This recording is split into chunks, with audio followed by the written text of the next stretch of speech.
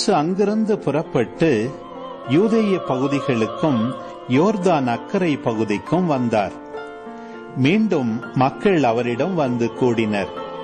அவரும் வழக்கம் போல மீண்டும் அவர்களுக்கு கற்பித்தார். பரிசேயர் அவரை அணுகி, கணவன் தன் மனைவியை விலக்கி விடுவது முறையா என்று கேட்டு அவரை சோதித்தனர். அவர் அவர்களிடம் மறுமொழியாக, மோசே உங்களுக்கு இட்ட கட்டளை என்ன என்று கேட்டார்.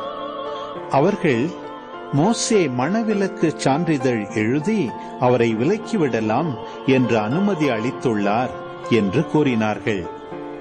அதற்கு இயேசு அவர்களிடம், உங்கள் கடின உள்ளத்தின் பொருட்டே அவர் இக்கட்டளையை எழுதி வைத்தார். படைப்பின் தொடக்கத்திலேயே கடவுள் ஆணும் பெண்ணுமாக அவர்களை படைத்தார். இதனால் கணவன் தன் தாய் தந்தையை விட்டுவிட்டு தன் மனைவியுடன் ஒன்றித்திருப்பான். இருவரும் ஒரே உடலாயிருப்பர்.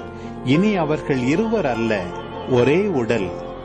எனவே கடவுள் இணைத்ததை மனிதர் பிரிக்காதிருக்கட்டும் என்றார். பின்னர் வீட்டில் இதை பற்றி மீண்டும் சீடர் அவரை கேட்டனர்.